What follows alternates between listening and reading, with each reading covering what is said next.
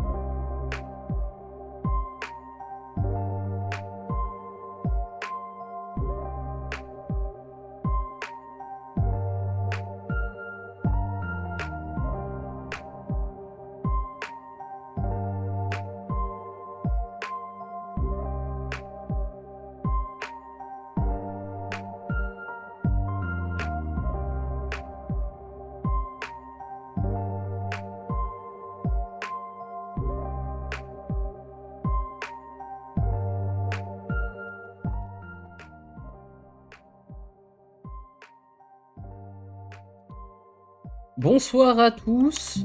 Bonsoir, bonsoir. Bonsoir. C'est bon, j'ai trouvé le bouton. On a tout récupéré, magnifique. Bonsoir à toi, Poppercroft. Poppercroft, pour ceux qui ne le savent pas, est le monsieur qui nous a gentiment fait cette petite musique. Donc effectivement, je pense que tu l'as déjà entendu quelque part. C'est possible. On aurait pu difficilement trouver mieux d'ailleurs, hein. Franchement, elle est impeccable. Merci à lui, merci beaucoup. Ah, c'est ça, my bad, exactement. Par contre, ne refais plus ce genre d'erreur, hein, sinon je te kick du stream tout de suite. Bah ça commence bien. Oui, il faut commencer dans la bonne humeur. Alors, bienvenue à tous dans cet épisode 1. Le dernier c'était l'épisode 0, c'était le pilote un peu. Exactement. Et du coup, on a eu pas mal de retours sur cet petit épisode. Ouais, le premier, on a eu pas mal de retours. Et en vrai, des retours très positifs, ça fait plaisir. Vraiment, ça fait plaisir. Retours. J'ai eu quelques personnes qui m'ont dit oh, il n'y a pas eu beaucoup de tours de magie, etc. Vous avez pas fait beaucoup de tours de magie. Donc déjà, comme ça, je vais pouvoir vous rappeler un petit peu le but de cette émission. On veut pas faire de tour de magie, on veut pas montrer de tour, enfin en faire nous-mêmes, on peut en faire un ou deux dans l'émission, il y en aura probablement, on en fera plus que d'autres, mais c'est pas le but. Le but c'est de parler de la magie. Ok. C'est ça. Et pour commencer dans le bain, j'ai envie de faire une petite citation. Je vais vous citer Roberto Giobbi dans la préface de ce livre-là, L'Agenda secret, qui dit que, c'est marqué là, je vais pas m'embêter à ouvrir le livre, on pourrait aisément apprécier un livre et en apprécier le contenu sans rien connaître à l'avance de l'ouvrage ni de l'auteur, tout comme il est possible d'admirer un tableau dans un musée sans connaissance préalable de l'artiste qui l'a peint. Néanmoins, si vous savez quelque chose sur la peinture en général, et sur la vie du peintre et sur sa philosophie, sur l'époque et la culture dont il est issu, sur d'autres tableaux réalisés par lui, alors vous pourrez élever votre appréciation à d'autres dimensions. Que vous en ayez envie ou non, de le faire est une toute autre histoire. Pourquoi je vous cite ça? Parce que c'est le but de cette émission, entre guillemets, c'est d'ajouter un petit peu ce côté, justement, antécédent à la magie, un peu, vous donner les codes. Attendez, je vais juste... J'ai un truc qui me perturbe. Voilà. Vous donnez un peu des codes pour ceux qui connaissent pas la magie pour l'apprécier différemment. Je dis pas mieux, parce qu'il n'y a pas de mieux ou de moins bien, mais ça vous donnera voilà, des codes pour l'apprécier. Donc voilà. J'ai trouvé cette phrase vraiment cool, donc je voulais vous la faire partager. Et on peut revenir sur nos petites têtes. De ce cher Roberto Giobbi, magicien suisse de son état, est vraiment un ponte dans le domaine. Hein. Je pense que à peu près n'importe quel magicien aujourd'hui est capable de citer au moins un tour ou quelque chose qu'il connaît de Roberto Giobbi. Oui, franchement, c'est un très très grand magicien. Et ce qui est très drôle, c'est que cette petite citation n'était pas visée pour la magie spécialement. C'est parce qu'il parlait de la préface de son bouquin. Et donc cette citation en fait n'est pas du tout pour la magie. Lui, il était là en disant je vais faire une préface pour mon bouquin. Ceux qui s'en fichent, vous vous en fichez, mais ceux qui veulent les infos, voilà, c'est pour ça que je vous les donne. Mais je trouve que ça pique très très bien à la magie. Pardon ? Ça s'y prête terriblement bien. C'est ça. Mon beau-père là. Beau-père, tu vas arrêter tes bêtises, oui. C'est pas Shin Lim quand même. Ah ouais. Mais Shin Lim, c'est un cas très particulier. C'est le boson de Higgs de la magie en fait. Et il y aura un épisode dessus. Enfin, j'avoue, un épisode spécial sur Shin Lim. Il y aurait presque de quoi faire un épisode entier, mais faudrait au moins ce qu'il représente en fait, parce que il y a du très très bon et du très très moyen. Et ce sera un épisode à traiter, je pense. Pour ceux qui connaissent pas Shin Lim, c'est un magicien coréen. Non, il est américain. Il est américain. Pardon, j'allais dire une connerie. Non, déjà voilà, on va se faire ban le stream et ça aurait duré 1 mois et demi. Ça va. Non, Shin Lim, c'est un magicien américain. C'est un magicien américain. Oui, mais il est de l'école coréenne, non? Non plus. Non, il a fait l'intégralité aux US. Oui, d'accord. En tout cas, de ce que je sais, non, mais je crois pas qu'il est... Même pas en plus, parce que toutes les techniques qu'il utilise et son style de magie, ça reste très très américain, occidental, tout comme ça. D'accord. Parce que... non, là par contre, vous arrêtez dans le chat. Vous arrêtez tout de suite. Tu creuses et tu creuses. Non, par contre, Tirage, t'es vu, tu arrêtes.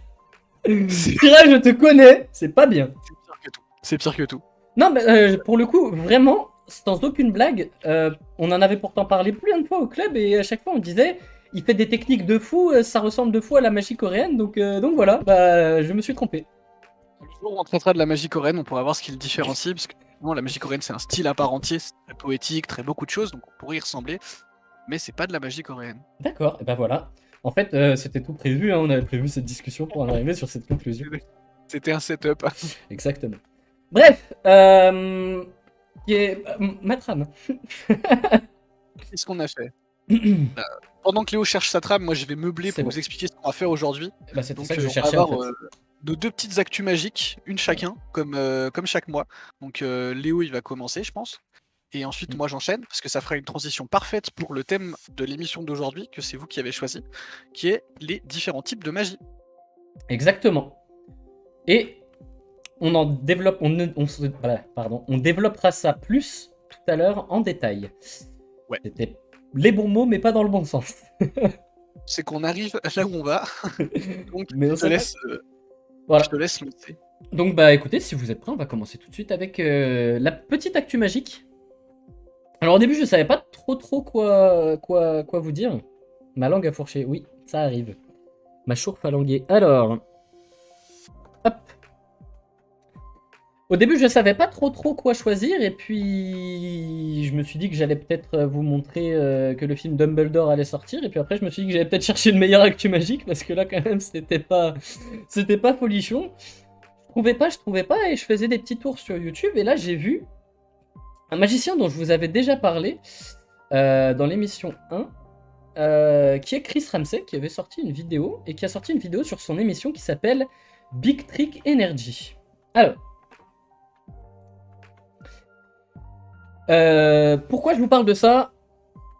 Déjà, qu'est-ce que c'est Big Trick Energy? Big Trick Energy, c'est l'émission faite par Chris Ramsey, Eric Leclerc, Wes Barker et Alex Boyer, que vous pouvez voir à droite de l'écran. C'est une grosse émission à l'américaine, un peu télé-réalité, où ils font plein de magie dans la rue, dans les trucs, des gags, des trucs.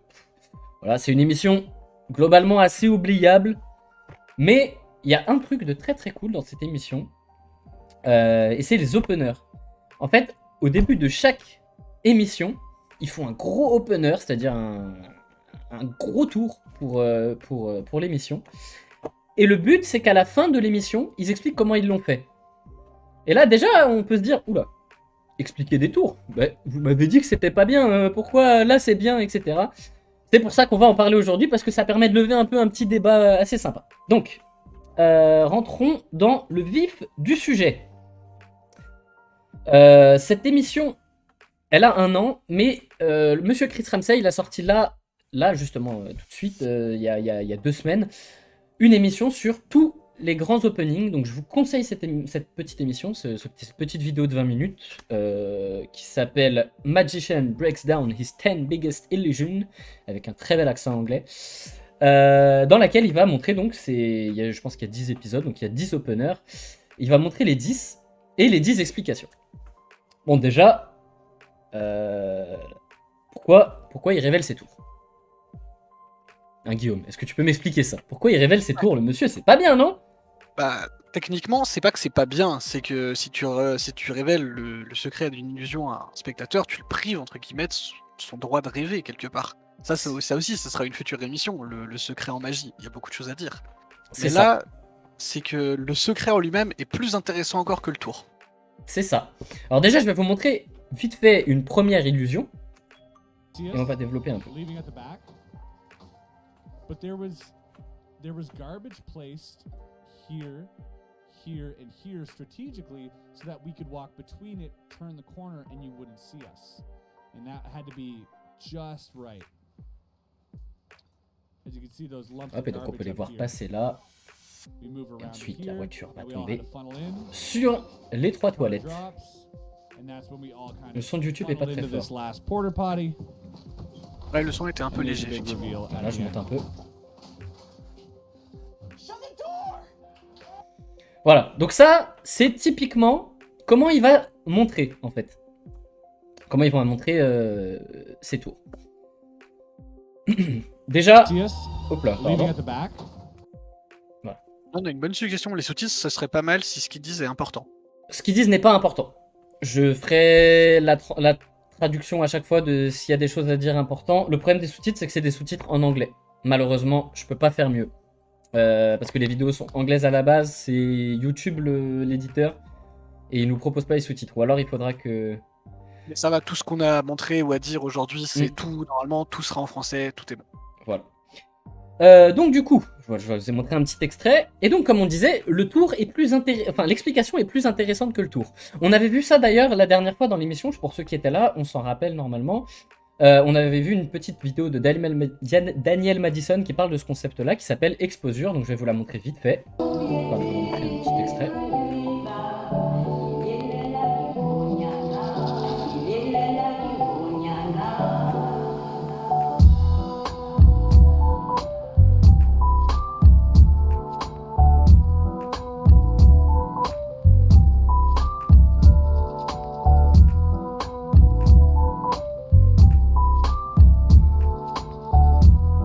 D'autant que pour des spectateurs, c'est toujours très impressionnant à voir de dos, forcément. C'est ça. Ça, typiquement, c'est des choses qu'on ne fera jamais. Parce que visuellement, de face, ça rend pas grand-chose. Mais à voir et à décortiquer, c'est très très stylé. Et bah, c'est un peu la même idée ici. Avec autre chose. Je sais pas si vous avez pu remarquer dans le premier truc. J'ai peut-être passé un peu vite la diapositive, vous êtes un peu spoilé. Mais on va remarquer très souvent qu'il y a un côté cinématographique dans les tours, en fait, et souvent des bonnes références, des grosses références au vieux cinéma et aux vieux effets spéciaux, en fait, des années 30, des années même avant. Ça, c'est 1896. Donc, ça a plus de 100 ans. Des très très vieux effets spéciaux. Parce que, en fait, quand on parle d'effets spéciaux, à la base, je ne reste pas, je me bats contre mon angine. Bonne soirée et au plaisir de vous revoir en stream. Merci à toi et bonne soirée à toi. Remets-toi bien. Bon courage. Et bon courage. Je me suis perdu dans ma truc. Oui. Du coup, Cinématographique. les premiers effets spéciaux étaient faits par des magiciens. Et donc là, en fait, cette espèce de petit retour au clin d'œil par les magiciens qui vont refaire des effets spéciaux, j'ai trouvé ça très très sympa. Donc déjà, je vous conseille la vidéo, je vous conseille d'aller la voir. Et bah, on va aller regarder quelques petites choses. Hop, pardonnez-moi. Donc voilà, on va commencer par Georges Méliès. Georges Méliès, donc c'était un magicien. Il est aujourd'hui considéré comme le père des effets spéciaux modernes. Hop, il est né le 8 décembre 1861, donc ça commence à remonter un petit peu. Et il est mort le 21 janvier 1938. Ceux qui connaissent pas, donc c'est un magicien parisien qui a assisté à la première projection des Frères Lumière. C'était le 28 décembre 1895. Et il a vu le potentiel de ce cinématographe pour sa magie, en fait. Il a vu, lui c'était un magicien, il a vu ça, il s'est dit, il y a quelque chose à faire. Messieurs, je vous rachète le brevet. Les Frères Lumière, ils ont dit, non. Du coup, il est allé voir un Anglais. Et il est allé lui acheter son cinématographe. Et il a commencé à jouer avec, faire des coupures, couper le cinématographe et le rallumer. Et il a vu que ça s'enchaînait. C'est lui qui a inventé le fondu enchaîné, le fondu au noir. Et tout ça vient du cerveau d'un magicien. Tous ces effets spéciaux d'aujourd'hui viennent du cerveau d'un magicien. Alors je vais vous mettre un petit extrait ici, bien culte. Escamotage d'une dame chez Robert Houdin. Robert Houdin, grand nom de la magie, Exactement. père de la magie moderne.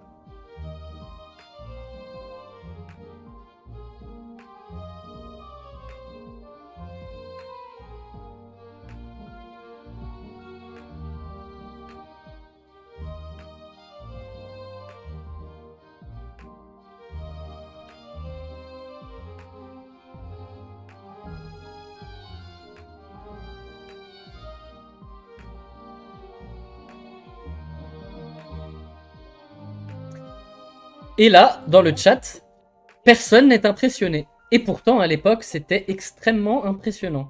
Aujourd'hui, on pourrait plus faire un tour de magie comme ça. Mais pourtant, à l'époque, c'était magique, en fait.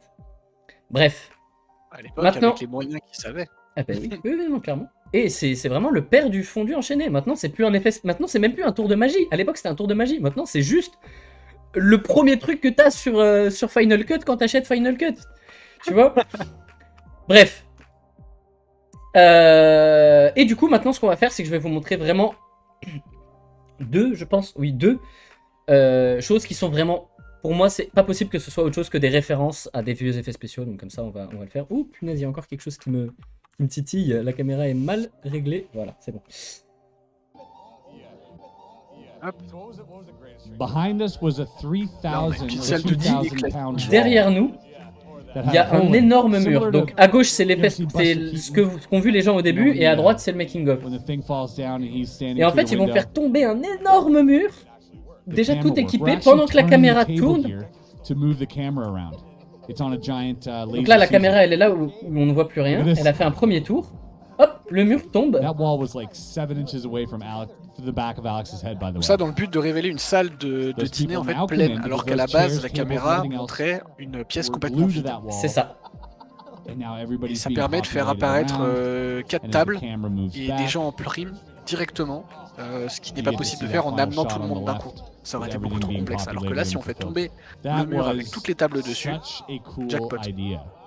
Et évidemment, quand on voit ça, on se dit pas, oh, il révèle un tour, ça se fait pas. Non, c'est plus un truc pour la caméra. En vrai, ça ne nous servira jamais, ça. Bref, et C'est du ça. coup, je pense sans me tromper, que c'est une petite référence à cette petite cascade de Buster Keaton, pardon. Buster Keaton, qui est un immense cascadeur et comédien des années 1900-1920. Et donc ça, c'est la vidéo One Week avec Laurel et Hardy. Enfin, le film One Week avec Laurel et Hardy. Hop. Et le son.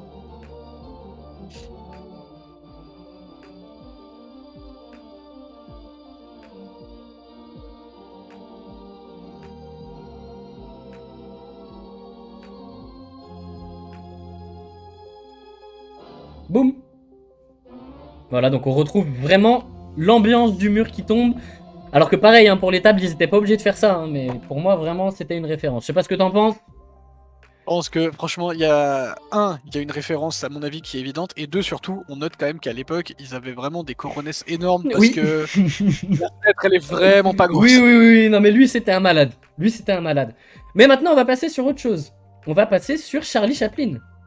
Charlie Chaplin, qui a utilisé le matte painting. Donc déjà on va vous montrer la vidéo de Chris Look at Ramsey. Eric pulling on the string, which then Donc releases on voit the déjà magnet, juste which ici, drops the hop, paper en down. bas, il saute à travers le mur et le mur Celebrate Mageddon. disparaît. La Watch. petite porte Watch as disparaît. the can- Look, Et see? hop, en fait, c'était pas un mur. The amazing C'était un petit mur magic dessiné feat that we had. devant la caméra. Cette technique-là, ça s'appelle du matte Look at painting. Eric pulling on the Ça a été utilisé la première fois en 1907 et ça a été utilisé dans le film Les Temps modernes en 1936 par Charlie Chaplin, que je pense que je n'ai pas besoin de vous présenter. Tout le monde l'a vu a priori celui-là. Je pense, oui. Et dans la scène des rollers. Hop, où il passe à 2 mm de la chute. Hop, sauf qu'en fait, c'était un piège. Donc là, c'est peut-être pas une référence, mais en tout cas, c'est une utilisation d'un vieil effet spécial qui était aussi à la base fait par des magiciens, qui a été réapproprié par des magiciens. J'ai trouvé cette vidéo très très cool. Parce que ça nous rappelle un petit peu les origines du cinéma et les intrications qu'il y a eu entre cinéma et magie. Et je pense qu'un jour, on aura un petit épisode sur le sujet, bien évidemment. Oh, c'est très probable. Voilà. Quand tu penses au nombre de sujets qu'on peut avoir à traiter dans cette émission, c'est très très large. Donc voilà, je vous conseille vraiment cette émission. Ça dépoussière pas mal de vieux effets spéciaux. Il y a des tours un peu cool, des tours un peu nuls. Mais voilà, si vous avez quelques bases d'anglais, jetez-vous dessus, c'est vraiment très cool.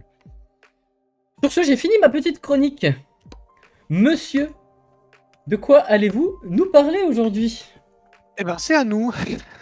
Qu'est-ce qu'on va faire? Bah, moi j'étais un peu comme toi, parce que en ce moment, les actus magiques, ça coule pas non plus, quoi. Blackpool est terminé, y a pas. Et ensuite, est tombé ce sujet-là. Du coup, merci pour le spoil. Non, c'est faux. Et oui, en fait, il y a la sélection française des championnats du monde de magie qui a été délivrée, en fait. Chaque année, enfin tous les 3 ans, il y a les championnats du monde. Et il faut donc que l'équipe de France de magie présente des candidats pour aller concourir. Et du coup, la sélection était la suivante. Je te laisse passer la diapo. On a plein de monde, plein de beaux mondes. On a 15 magiciens et magiciennes, donc 7 en close-up et 8 en scène qui vont représenter la France pour les championnats du monde de magie FISM cet été. Et ça se déroule à Québec. Donc malheureusement, je pourrais pas y aller parce que un billet d'avion pour Québec, c'est un petit peu cher. Et les revenus de l'émission ne nous permettent pas encore de prendre l'avion. Faites vos dons. Mais déjà, je pense que, la plupart des gens ici ne savent pas qu'il y a des championnats du monde en magie. D'ailleurs, n'hésitez pas, je vois qu'on est 10, c'est énorme, merci beaucoup à vous. N'hésitez pas à réagir dans le chat, à nous poser des questions, à nous couper, quoi que ce soit. Hein. On est là pour y répondre, si on va trop vite, pas assez vite, si c'est long, voilà. On a un chat exprès pour ça, tout ce que vous avez en tête, vous le notez. Dis-moi. Voilà. Donc effectivement, comme tu as dit, on a des championnats du monde. En fait, il y a des championnats du monde, des championnats européens avant et des championnats nationaux. Donc le championnat de France, le championnat d'Espagne, ce genre de choses.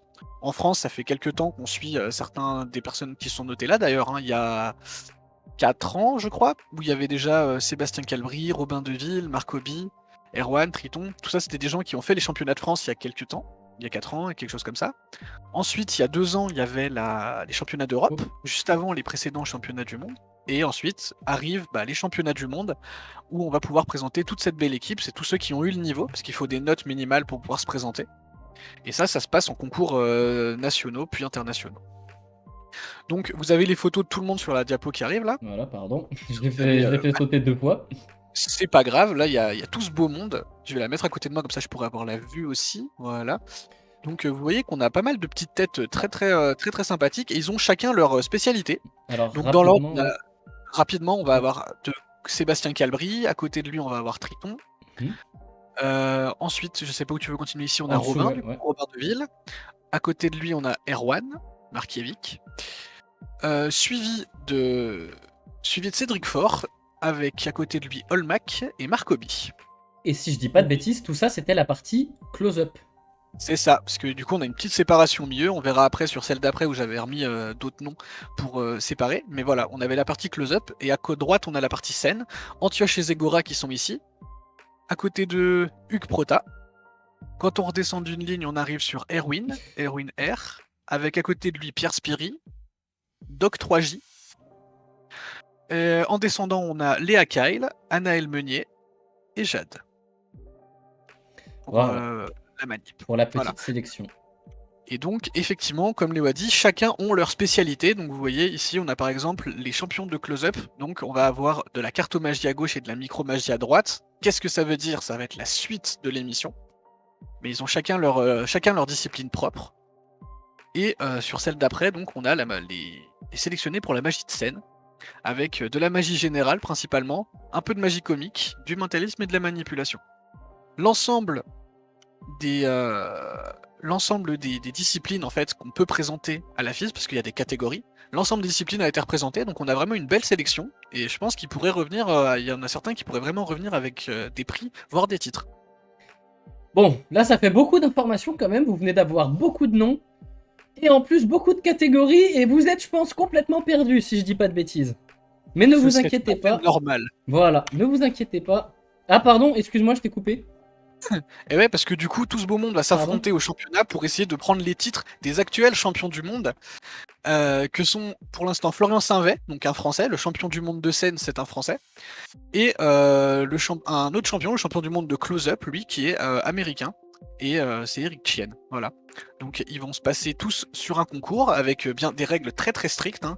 Tout le monde sur la scène, même les gens qui font du close-up, on va en reparler. Un temps limité, il y a 15 minutes je crois pour un numéro, et si on dépasse c'est coupé, le rideau se ferme devant soi, c'est très frustrant. Et une particularité des championnats du monde de magie et de tous les concours nationaux et internationaux, c'est la notation. Quand on note un numéro en magie pour un concours, ça se note en points, de 0 à 100, et le prix décerné est rapport au nombre de points. À partir de 60 points on a un troisième prix, 70 points un deuxième prix, 80 points un premier prix. Et au-delà de 90 points, ça va être un grand prix. Voilà. Ah bon? Donc ça arrive qu'il y ait des concours. De quoi? Ça, je savais pas, tu vois. Ah bah voilà. Et c'est pour ça qu'il y a des concours, notamment les championnats de France d'il y a 3 ans, où il n'y avait pas de premier prix en fait. Il y avait troisième prix, deuxième prix, mais pas de premier prix. Ah, il n'y a pas de premier prix. Mais par contre, si tu as 2 personnes, si tu as une à 80 et une à 81, par exemple, est-ce que les deux ont un premier prix? Oui, absolument. D'ailleurs, au championnat du monde, va y avoir 3 ou 4 premiers prix, 2 seconds prix, 3 troisième prix, par exemple, ce genre de choses. Mais dans la même catégorie, tu peux avoir 2 premiers prix. Absolument. Très bien. Mes mathématiques ne sont pas très contents, mais moi je suis heureux. Et ce sont des choses qui arrivent, mais voilà. Non, tu peux avoir plusieurs premiers prix, plusieurs deuxième prix, plusieurs troisième prix, mais il y a un seul champion du monde dans chaque catégorie qui sera le meilleur de toute sa catégorie. C'est comme le vin. Oui. C'est exactement comme le vin. C'est exactement comme ça. C'est pas très bien. Pour les sélections... Pardon, vas-y. Il faut des magiciens dans certaines catégories obligatoirement. Pour les sélections, est-ce qu'il faut j'ai pas tout à fait compris la question. Est-ce qu'il faut des magiciens dans certaines catégories? Pour concourir, il faut obligatoirement tomber dans une catégorie, mais on n'est pas obligé de les avoir dans toutes. Là, on a vu qu'en France, on a réussi à avoir toutes les catégories de représentées, mais c'est pas une obligation. Il y a des pays qui sont plus spécialistes de catégories que d'autres. Les Espagnols, ils envoient principalement des gens en close-up pour faire de la cartomagie avec des cartes. Là où les Coréens vont plutôt envoyer du monde sur scène pour faire des tours de magie en manipulation, sur musique, très poétique. J'espère que ça répond à la question. Je pense, et d'ailleurs, moi, ça m'en ouvre une aussi de questions. Je t'écoute. Si je réussis à la retrouver. Est-ce que tu es obligé de concourir pour un pays? Il me semble que tu es forcément sous la bannière de l'équipe qui te représente. Ouais, l'équipe de France, Donc, l'équipe tu es obligé d'Espagne. d'avoir une équipe. Il me semble que oui. D'accord. Il me semble que oui. J'ai pas souvenir qu'il y en a un qui se soit présenté en candidat libre et qu'il ait pu machin, parce qu'il faut forcément passer par Par tout ce une qui équipe va être. ouais. En fait, c'est fait par la FISM, donc la Mm. Fédération internationale. Et du coup, il faut que tu aies ta carte de membre. Et pour avoir ta carte de membre, il faut que tu sois déjà dans quelque chose, etc. C'est D'accord. toutes des boîtes imbriquées. Voilà. Si vous avez d'autres questions, n'hésitez pas. Et en attendant, on va avancer un petit peu. Hop. Oui. Donc, là, comme on a pu discuter un petit peu des catégories de magie, et donc je pense que la plupart d'entre vous ne sont pas au courant de ce que c'est ces catégories de magie. C'est parce qu'il y a des catégories. Et en déjà, fait, est-ce que vous étiez au courant qu'il y a des catégories? C'est vrai. Parce que la magie, en vrai, quand je vous dis magie, je pense que la première image qui vous vient en tête, ça doit être un mec avec un chapeau qui fait apparaître des lapins. La deuxième image qui vous vient en tête, c'est peut-être une image un petit peu d'un gars avec un sweat à capuche qui fait des petits tours dans la rue. Ça a été un peu plus popularisé par David Blaine, pour ceux qui connaissent, en show américain.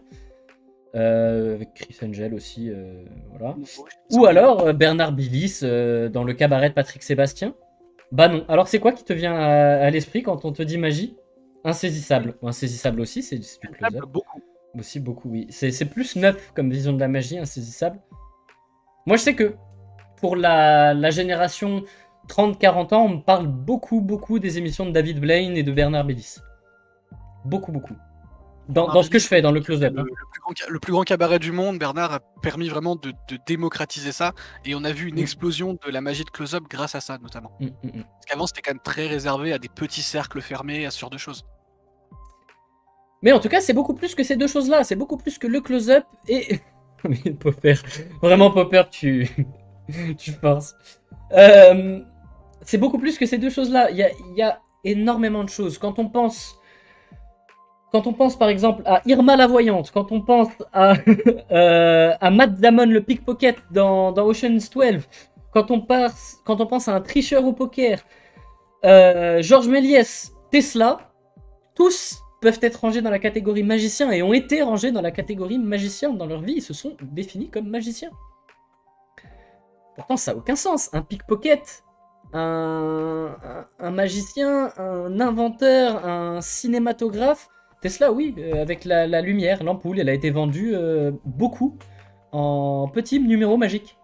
C'est vrai, les premières ampoules et l'électricité. Tu t'es pas fait brain par le prestige. Non. Et je vais vous dire ce que j'ai entendu de la bouche de Daniel Madison, un magicien que j'aime beaucoup, qui fait beaucoup de débats, mais on va pas en parler. Daniel Madison ne parle pas de magie, il parle de deceptive art. Deceptive en anglais qui veut dire tromperie, mais sans le côté péjoratif du français, et art pour l'art. Et c'est vrai que ça les regroupe bien, en fait. Quelqu'un qui va essayer de te tromper et qui manie bien l'art de te tromper. Irma la voyante, un pickpocket, un tricheur, un magicien, un inventeur, pas vraiment, mais il a essayé de te tromper avec son ampoule, mais voilà, ça compte. Et évidemment, le cinématographe qui va tromper tes sens, ton sens visuel. Donc je trouve que c'est une très très belle définition de la magie pour ce qui nous intéresse aujourd'hui. Bon, on va rentrer dans le vif du sujet. Des types de magie, tu demandes au magicien, tu vas avoir une liste différente à chaque fois. Hein, chaque magicien va te donner une liste différente. Donc ce qu'on a fait, on n'a pas voulu se prendre la tête, on a pris les catégories de la FISM. On a pris ces catégories et on a fait... Ouais, moi je rajouterais quand même celle-là ici. Ouais, puis moi je ferais ça, puis moi truc. Puis après on a fait... Bon, on va vraiment rester sur les catégories de la FISM. Et ça va très bien le faire. Parce que c'est C'est très très dur. de délimiter. Ouais, c'est ça. Très, très Dès dur que de tu délimiter changes une selon les catégorie. personnes, selon ce que tu fais, t'as toujours moyen d'avoir envie de mettre une catégorie qui n'en est pas une, ou d'en changer une pour qu'elle colle mieux à ce que toi tu fais. Et C'est ça. du coup, voilà. Moi, je prends mon jeu de cartes et je viens de faire un tour de mentalisme avec mon jeu de cartes. Je suis quoi? Je suis close-up ou je suis mentaliste? Et bah, mentaliste pour les raisons qu'on va voir tout à l'heure. Et ben voilà. Bref, sur cette partie-là, je vais laisser Guillaume parler en principauté, principalement Guillaume parler, parce que c'est lui qui s'y connaît très bien et qui a fait l'entièreté des diaporamas et des diapositives. Donc merci à lui, il a fait un travail monstrueux. Je te laisse la parole, mon cher ami. J'ai surtout eu de la chance, en fait, quand j'ai appris la magie et tout, d'apprendre avec des gens qui étaient des encyclopédies vivantes, en fait. Donc ça m'a beaucoup aidé directement à avoir une grande connaissance théorique, en fait. Hein. Je connais plein de choses sur l'histoire de la magie et son développement. Mais t'inquiète, on va avoir besoin de toi aussi. Mais voilà, donc on les a regroupés selon les catégories de la Fédération internationale, donc tout ce qui va être au championnat du monde. Et on les a collés à peu près dans 3 catégories. En fait, il y a la scène, le mentalisme est collé dedans, le close-up et les nouvelles catégories. Et chacune de ces disciplines, en fait, est rapport à des points très précis et répondent en fait à un cahier des charges. On dirait pas, mais voilà. Quand on vous fait un tour sur scène, pour une personne qui n'y connaît rien, ça va être un tour de magie sur scène. Magnifique. Mais en vérité, vous voyez qu'il y a toutes les différences qui sont présentes ici.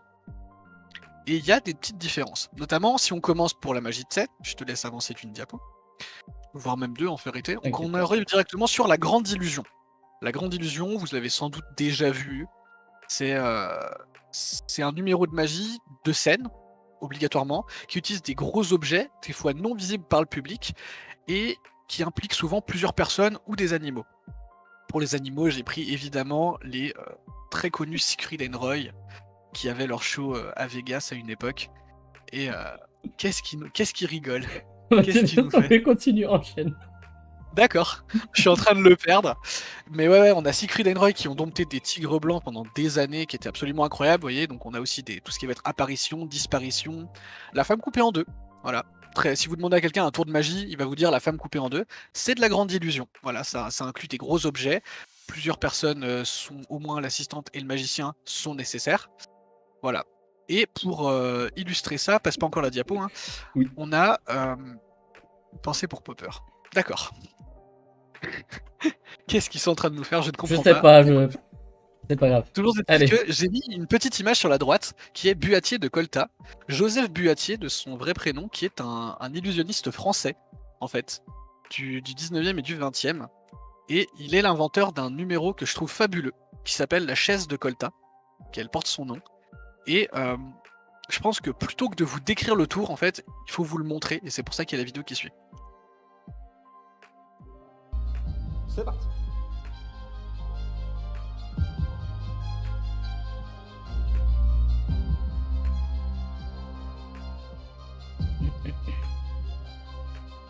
Ça ressemble quand même vachement à l'escamotage de la dame de Robert Hood, de Georges Méliès. C'est là où j'allais y venir après, c'est exactement ça. Sauf que là, c'est pas un trucage caméra.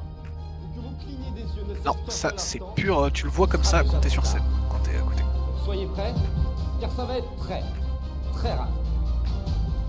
3, 2, 1. Et il est assis là-bas. C'est quand même très impressionnant. Je crois que la vidéo va pas s'arrêter, si c'est bon. Si. Et du coup, ça c'est pour moi une très belle illustration de ce que peut être un numéro de grande illusion. À mon sens, c'est absolument magnifique, ça inclut des gros objets et le tour reste complètement ouf alors qu'il a été inventé il y a 120 ans aujourd'hui. Voilà, il a été développé en 1902 et là on est en 2022, donc le tour a 120 ans et il reste toujours aussi incroyable. Alors, évidemment, il a été remis un peu au goût du jour en étant un peu amélioré par un magicien français qui s'appelle Enzo Way. Mais ça reste magnifique en fait, c'est de la grande illusion. Voilà, c'est une catégorie très très très intéressante et qui nécessite des matériaux et du travail énorme en fait. Hein. Le Enzo notamment, lui, il a fait des études d'ingénieur, il a repris après il a fait maçon et ingénieur pour pouvoir être en mesure de construire ses propres illusions. Et généralement, c'est un type de magie, coupe-moi si je me trompe, qui cherche le sensationnel et le gros effet. C'est ça, il n'y a pas de petit effet ou quoi machin, en général ça va être de grosses explosions, quelque chose comme ça. Ça va pas être dans le subtil quoi, ça va être vraiment voilà. du BOUM. Dans ta Parce face. qu'il faut que ça puisse se voir dès le Ah, bah, 20e que ça rang. genre. flash. C'est ça. C'est ça. Pardon. Ce qui nous emmène donc Eh ben voilà. à la magie générale, du coup. Ça magie recherche le générale. wow. Exactement, c'est ça. Ça cherche le wow. Ça cherche le wow et ça cherche toutes sortes d'émotions qui peut être la joie, la peur. La peur est énormément sollicitée Oui. en grande illusion et on y Oui. reviendra un jour quand on parlera des émotions en magie parce qu'il y a beaucoup à dire. Mais Et- la peur, c'est quelque chose qui est très sollicité. Et pour vous illustrer le tour que vous avez tous, dont vous avez tous entendu parler, le monsieur qui est en train de se noyer, et oh là là, va-t-il s'en sortir ou pas? Il est enfermé sous 18 cadenas dans une cuve d'eau. La peur. La peur. Je Ou te être laisse enfermé dans un coffre avec une dynamite, j'en sais rien, voilà. On arrive à la magie générale, donc, qui est un mélange, qui est elle, pour le coup, un mélange de plein de catégories. C'est un peu la médecine générale de la magie. J'ai pas trouvé mieux comme, comme illustration. Parce Et que, on vous voit voyez- que t'étais bien dans tes cours, mais... Ouais, voilà. Touchy subject. Et j'ai été obligé de la redécouper, elle, en 4 catégories que j'ai mis: les classiques, les animaux, le quick change et le pickpocket. Parce que ça reste de la magie générale, mais c'est quand même des sous-divisions qui ont leur importance. Et pardon, La je te première- coupe, excuse-moi, je te coupe. Vas-y. Mais par exemple, moi, si on m'avait demandé des catégories, le pickpocket, je l'aurais mis complètement à part dans une catégorie tout seul. Ce qui n'est pas le cas pour l'aphisme. Alors que pourtant, tu peux pas comparer un mec qui fait du pickpocket à un mec qui fait sortir des anneaux l'un de l'autre, par exemple. Et oui, et Et pourtant, pourtant, si. ça rentre dedans. Et du coup, ça nous emmène au classique, la première sous-catégorie en fait de la magie générale. Les classiques, tu peux passer à la diapo d'après, Excuse-moi. qui en fait, pas de souci, qui en fait regroupe généralement les objets emblématiques de la magie qui ont fait leur histoire. Tout ce qui va être les anneaux chinois, les cordes. Au milieu, vous avez Taylor, qui est un magicien américain de renom, qui fait un numéro avec des ombres, qui est absolument magnifique. C'est à mon sens un des plus beaux numéros de magie qui existent au monde. Et j'en profite du coup pour un petit bout d'histoire, parce que vous voyez à droite, on a un lapin qui sort du chapeau. Qui n'a jamais entendu parler du lapin qui sort du chapeau? En fait, le lapin qui sort du chapeau, Ne c'est à répondez la pas. fin du siècle. Ouais, ne répondez pas. Mais je sais même pas s'il y a. Je pense que personne. Enfin, c'est l'image qu'on a depuis qu'on est enfant. C'est ça. Au 19e siècle, il y a le prestidigitateur anglais David Devent qui est présent sur le diapo, qui montrait sur ses affiches et ses photos le lapin qui sortait du chapeau comme étant sa création. Alors qu'en réalité, on a plutôt des illustrations antérieures, comme l'affiche qui est en dessous, de Burmain vers 1830 ou de John Henry Anderson en 1841, qui montrait déjà ce tour. Donc en fait, c'est quand même bien ancré dans la culture populaire. Mais je sais pas pourquoi ça a marché autant, parce que finalement, des lapins qui sortent du chapeau, il y en a vraiment pas eu des tas. C'est vraiment une toute petite anecdote, mais ça a marqué le public et on sait pas pourquoi.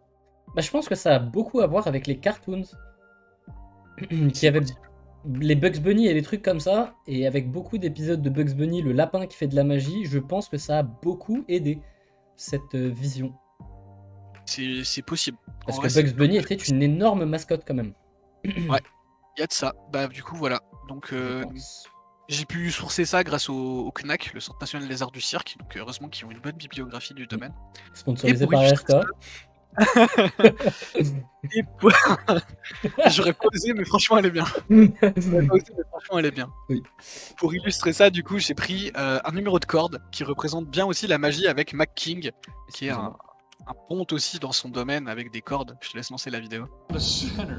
While you're at home right there, you watch this end of the rope. I'm watching Le this one tour over est en here. anglais, You're mais il va watching dire this one, qu'on a remember, but des it's over here bouts qui with se the other déplacent, one. So que we à have la a droite piece of vers la rope, it gauche, has two ends pour au and final a ne ressembler center. qu'une The seule et ends are grande here. même corde. Of Donc course, si on fait the un nœud center's sur la down corde, here, but if we take on va the ends pouvoir off, du coup peut-être à un moment enlever les bouts. you can't Mais find le the problème c'est que si on center. enlève les bouts de corde, bah No one forcément knows. on n'a No plus one de... knows On cherche where le the point, puis il va center falloir is les till we remettre à un put the moment ou ends à un back. autre. There Et it ce is. moment-là c'est maintenant. Right. Et donc on se retrouve à nouveau avec une grande corde. La question, c'est... J'ai essayé de faire la traduction en temps réel parce que je connais la vidéo, mais je l'avais pas vraiment sur les moments. Mais voilà, ça reste très sympa. On prend une corde et on peut faire de la magie avec. C'est la magie générale, je trouve ça très sympa. C'est C'est ça. le côté historique. Un flash à la fin. Ah, je te garantis que non. Non, non. Je te garantis que non. Lui, la dernière fois qu'il a flashé, il était pas né. Je te garantis que non. Voilà. Du coup, on peut passer à la catégorie d'après. Donc le quick change. Le quick change, donc comme son nom l'indique, c'est changer de discipline. Enfin, c'est une discipline dont le but est le changement de tenue de manière extrêmement rapide. Là, sur le diapo, j'ai mis des grands noms de la magie dans le domaine. On a Léa Kyle tout en haut, Arturo Brachetti à droite. Voilà, Brachetti, pardon. Ouais, Excusez-moi. Brachetti. Brachetti que tout le monde connaît, je pense, ou tout le monde a déjà entendu parler. En Très, tout très cas, connu. de notre génération. Magicien italien extrêmement connu. C'est un des rares hommes qui fait du quick change, parce que normalement c'est une discipline qui est quand même assez féminine, on va pas se mentir. Eh oui, on aime bien quand c'est les femmes qui finissent en soutien-gorge. On aime moins quand il y a un mec en slip à la fin du tour. Hein. Bah quoi? C'est vrai. Non, mais le fait est que Brachetti change de tenue et sans s'alléger en fait. Hein. Mm. On a Nathalie et Ellie en bas à droite qui sont des magiciennes suisses, et on a tout à gauche Sos et Victoria Petrosian qui sont des magiciens. Je sais plus la nationalité, mais ça dépend de qui regarde. Ah, écoute, moi, moi je pense que même, même une femme qui regarde Brachetti avec le slip multicolore à pois rouge, je suis pas sûr que ce soit très très glamour quoi. Brachetti, il est quand même relativement bien conservé, Oui, parce ça qu'il va. a plus de 50 ans, mais il est pas mal. Voilà. Donc le quick change, c'est changer d'habit très rapidement. Petite illustration en vidéo avec la nouvelle championne d'Europe actuelle, et peut-être même la championne du monde, j'aimerais bien avoir raison d'ici 3 mois, Léa, qui fait un travail incroyable avec le quick change.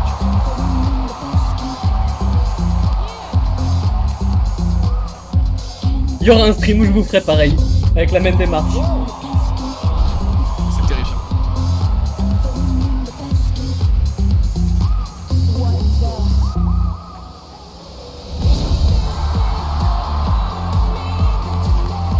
Et oui, hein. Et on voit dans le chat et tout, mais elle est trop forte, et oui, elle est vraiment trop forte, parce qu'elle a pris une discipline de la magie. C'est code. Wow. Ouais, hein. Ah ouais, ok. Et- Ah pardon, ça, ouais. oui, oui, oui. Non, elle a pas le temps, elle a vraiment pas le temps. Ah ouais. Elle est extraordinaire. Vraiment, elle a pris une discipline qui avait ses codes et ses techniques, et elle a fait complètement autre chose. Ah non, Mais c'est vraiment. très propre. Vraiment, elle a pris tout ce qu'il y avait, et je pensais pas que le quick change était considéré comme de la magie, je pensais que c'est une discipline à part entière. C'est une discipline de la magie. C'est... Et oui, mais Beaucoup ne la considèrent pas comme étant bluffante en fait. D'ailleurs, Léa est allée sur un plateau américain où t'as 2 magiciens qui jugent les tours et qui décident s'ils ont été bluffés ou pas. Et le présentateur principal, Penn, il a dit normalement les numéros de Quick Change ne me bluffent jamais puisque tout le monde connaît la technique, mais là j'ai aucune idée de comment c'est foutu. Ah, c'est propre. Punaise. Ouah, je connaissais pas. Hein. Ouais, bah moi ça fait un moment que je regarde ça et tout. Elle était au championnat de France, au championnat d'Europe, et la technique derrière est absolument insane. Vraiment, c'est ouais. tout nouveau. Il y a que elle qui fait ça et vraiment c'est très très bien. Ouais, c'est très bien. D'ailleurs, elle a raflé tous les prix qu'elle a fait jusque-là, hein, championne de France, championne d'Europe de scène. Voilà. Elle a pulvérisé les autres. Et donc, avec un peu de chance, peut-être qu'elle prendra la suite de Florian Sainvet, qui accessoirement, qui sont en couple.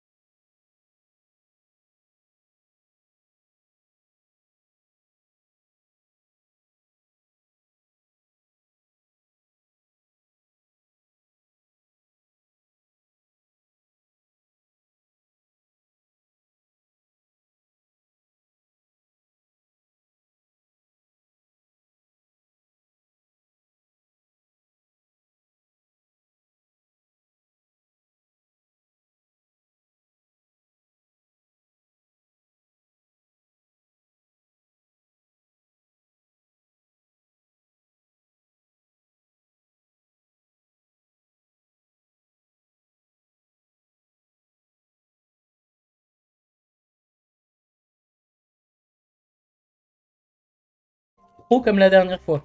C'est Mais ça. vous inquiétez pas, il y aura un épisode entier sur chaque catégorie. Ça va Ouais, arriver. et il y aura beaucoup à dire. Il y aura beaucoup à dire. Ensuite, on a la On ventriloquie. vous laisse l'eau à la bouche.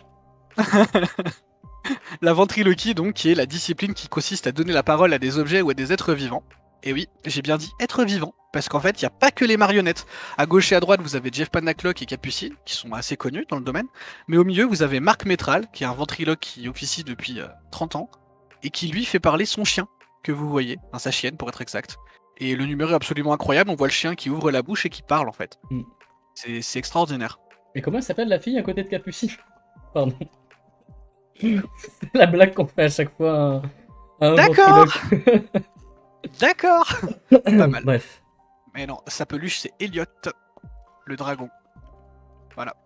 D'ailleurs j'ai un exemple de ventriloquie parce que c'est assez sympa. Et j'ai mis un exemple assez court. Parce qu'il faut pas non plus qu'on dépasse comme elle dit. Formidable, ce nez.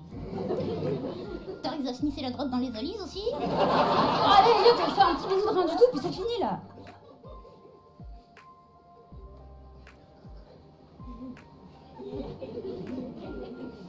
Pourquoi tu penches comme ça? C'est pour éviter ton nez. Du coup, ça aurait aussi vachement sa place dans la magie comique. Ça aurait aussi sa place dans la magie comique en fait. Et c'est mis en magie générale. Et je crois que c'est mis en magie générale, ouais. Tout ce que J'ai j'ai fait vu. complètement bourré à la film quand ils ont fait les catégories. Et, c'est super dur en fait, de catégoriser ça malheureusement. Euh, Voilà, Sur- la ventriloquie, c'est terminé. On passe à la magie comique. manipulation. Non.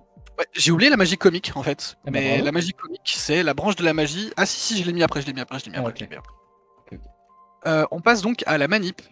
La manipulation qui est une catégorie de la magie dont le but, ça va être de montrer des choses et tout l'acte est basé sur l'habileté du magicien. La prestidigitation. Presti de presto, rapidité, digitation pour les doigts. Donc les doigts rapides.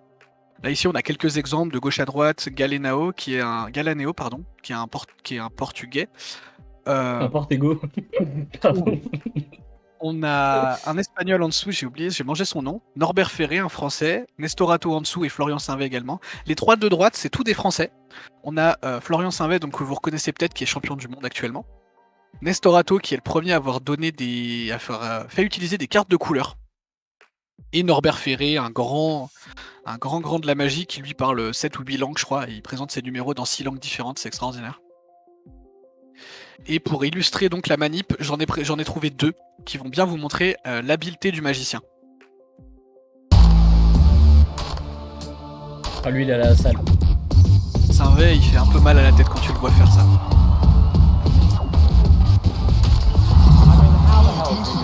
Voilà.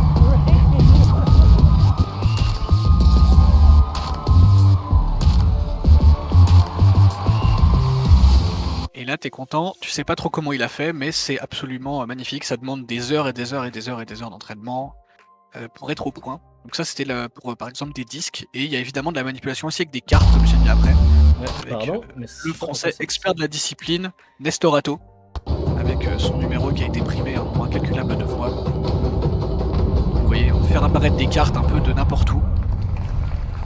Et lui, donc je disais, c'était le premier à avoir utilisé des cartes de couleur. Et comme on a dit, je vous rappelle que là, tout est uniquement de la dextérité.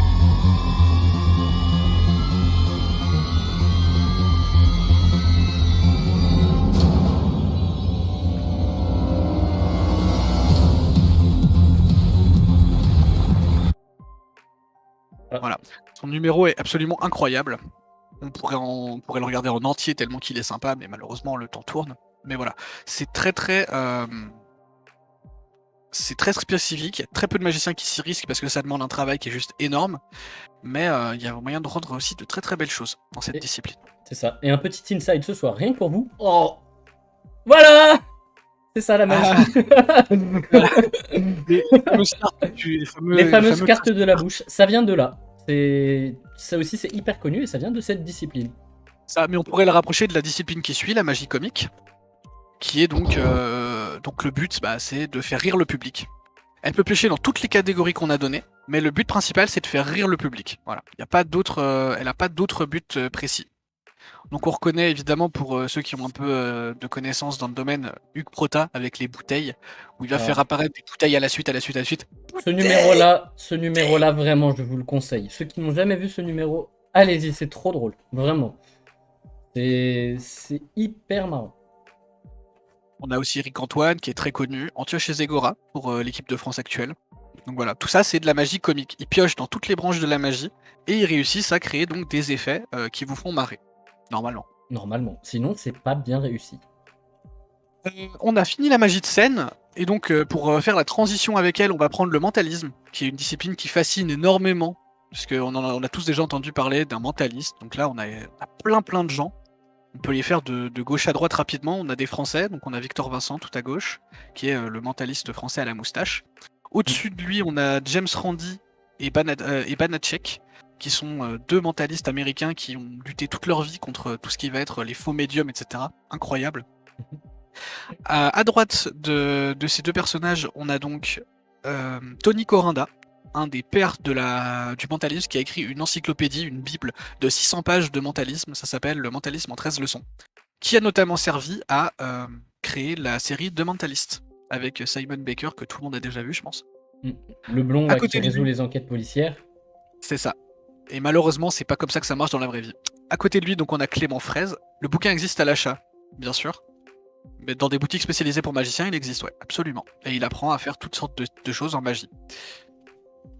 Donc ensuite, on a Clément Fraise. En dessous de Clément Fraise, on a Darren Brown, mentaliste britannique de mentaliste britannique de renom. Lui, c'est probablement le mentaliste le plus connu du monde. Il a des shows dans tous les coins. Genre, il a même un show sur Netflix pour ceux qui ont. Un super spectacle qui est très très sympa à regarder. Et vraiment bien réalisé. À gauche de lui, on retourne sur des Français, Rémi Larousse et Vincent Aidant. Vincent Aidant qui est un de ceux qui aurait pu créer un petit peu l'émission de ce soir, puisque lui, il se définit pas comme un mentaliste. Il se définit comme un illusionniste, un créateur d'illusions. Tout ce qu'il va faire, ça va être pour créer une illusion et vous emmener dans un monde où il va raconter une histoire. Et lui, quand il a concouru à la FISM, en fait, ils l'ont collé dans la catégorie mentalisme parce qu'il faisait tellement de trucs qu'il savait pas trop où le mettre, et c'est là où il est tombé. Toi, tu vas là-bas. C'est ça. Et en fait, le mentalisme, c'est peu importe les objets qu'on utilise, comme la magie comique, c'est une définition orientée vers le but. C'est des démonstrations composées de démonstrations extraordinaires ou surnaturelles. C'est ce qu'il y avait noté dans le petit intitulé. C'est des démonstrations, donc tout ce qui va être influence mentale et manipulation, clairvoyance, télépathie, prémonition ou prédiction de l'avenir, la télékinésie. C'est ça, la torsion du métal, la supermémoire, le calcul éclair et la reproduction de phénomènes médiumniques, donc être capable de parler avec les morts ou ce genre de choses. Ce que j'aime beaucoup, c'est que toutes ces personnes-là sont des personnes qui ont un très bon verbe, qui parlent très très bien. Et ils ont tous une définition un peu différente de ce qu'est le mentalisme. Il n'y a pas vraiment de définition propre. Il y a Victor Vincent à gauche qui a dit que le mentalisme, c'était utiliser un mélange de choses rationnelles pour créer quelque chose qui semble irrationnel. J'aime bien la définition, mais je préfère encore plus celle de Banachek, qui est juste au-dessus, qui dit que le mentalisme, c'est utiliser ses 5 sens pour donner l'illusion d'un sixième. Voilà. C'est bien ça. Et ça, c'est à mon avis la définition la plus sympa. C'est ça. Et l'hypnose, mon cher Guillaume?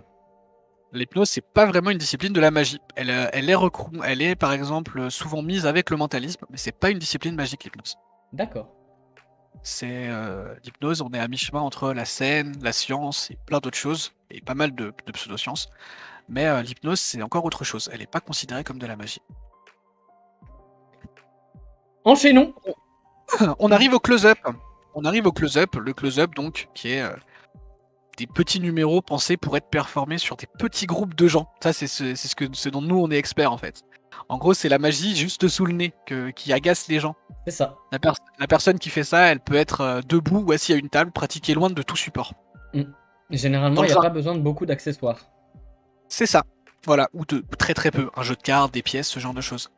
Dans le jargon magique, un numéro de magie où on n'a rien à poser, où il n'y a pas de table, c'est appelé de la magie de cocktail en fait, parce qu'on peut le faire à un cocktail. Et les objets, ils sont plus petits que sur scène, jusqu'à des fois être des modèles réduits en fait. Les anneaux chinois, vous avez la version de scène, où c'est plus gros que ma tête, et vous avez la version close-up, où c'est vraiment des tout petits anneaux qui tiennent dans la main, et où on peut faire des choses assez étonnantes pour le public, mais vraiment à une très courte distance. Les cordes, ça fait pas partie. Alors si, ça peut en faire partie. en fait. Les cordes, ça fait partie de ces choses qu'on a réduit de taille. Voilà, pièces, cartes, exactement comme ça. Des cartes, des fois des petits porte-monnaies. Et si vous avez déjà J'ai croisé rien un à voir magicien qui fait du close-up, vous savez que les spectateurs sont souvent impliqués dans le numéro. Tirer une carte, tenir un accessoire, ce genre de choses. Donc là, je vous ai mis quelques représentants du close-up historique un petit peu ou très sympa dans leur domaine. Hein. On a des Italiens, on a un Italien avec Slidini, on a Billis en français, Juan Tamaris pour les Espagnols, Gauchman pour les Américains. On arrive sur René Lavant, l'Argentine, Pierrick pour la Suisse, le professeur Dave Vernon pour le Canada, Alors, Guimarães. pause. Pourquoi il dit le professeur Dave Vernon, hein, pour ceux qui ne le connaissent pas. Dave Vernon, c'est un immense magicien qui est considéré par énormément de magiciens comme leur professeur, leur maître, leur messie. C'est un petit peu Moïse de la magie. Ah, c'est ça. Il a pris tous les livres, il les a ouverts en deux. C'est vraiment, c'est a une plein de choses encyclopédie de la impressionnantes. magie. C'est ça. Et c'est lui qui a théorisé sur le close-up et qui a écrit la plupart des numéros de close-up d'aujourd'hui ont une base d'un numéro de Dave Vernon. Ouais. Enfin, pas de Dave Vernon, mais que Dave Vernon a décrit dans un de ses bouquins. Il a étudié la magie pendant toute sa vie en fait. Une de ses phrases c'était j'ai 78 ans, j'ai commencé j'ai donc 75 ans de magie derrière moi, j'ai perdu les 3 premières années de ma vie. Voilà. Et donc ça c'était Dave Vernon, le professeur, donc pour le Canada pardon.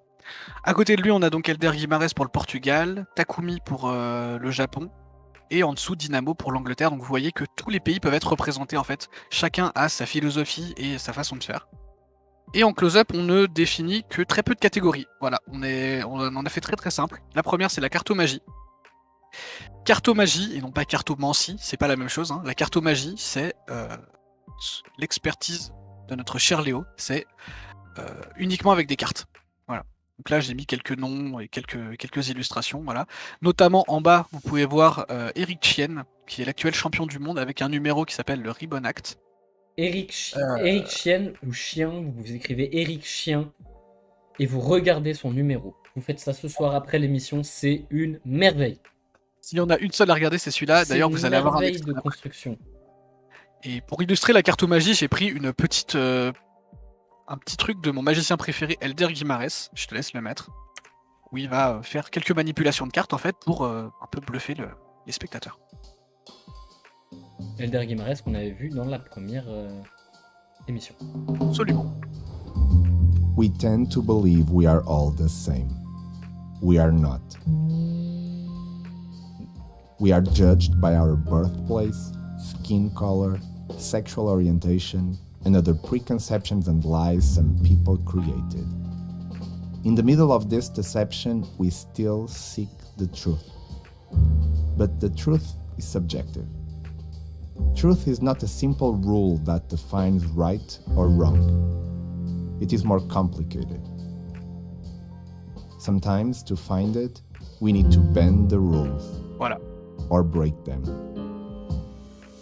Et donc ça, c'est ce qui pourrait représenter un peu le mieux la cartomagie en fait. What is C'est un acte pur avec rien d'autre comme objet que 52 cartes. Voilà. Et ça met très très bien. C'est génial, il est hallucinant cette histoire. Il est bien, il est vraiment bien. Voilà. C'est un monstre hein. Dans le domaine, vraiment, c'est très très dur de faire mieux que du Guimarães avec des cartes. Donc ça, c'était pour la cartomagie, et qui n'utilise donc que des cartes. Mais qu'est-ce qui se passe si jamais, si les cartes sont là en partie, mais qu'on utilise d'autres objets, on tombe dans la micromagie. Et il n'y a pas d'illustration. Pourquoi il n'y a pas d'illustration? Parce qu'en fait, c'est ce tour-là qui parle le mieux de la micromagie, en fait. Le tour d'Eric Chien, le Ribbon Act, qui est monstrueux. Vraiment, je vous invite à, dès que le stream est fini, vous allez regarder ça, c'est exceptionnel.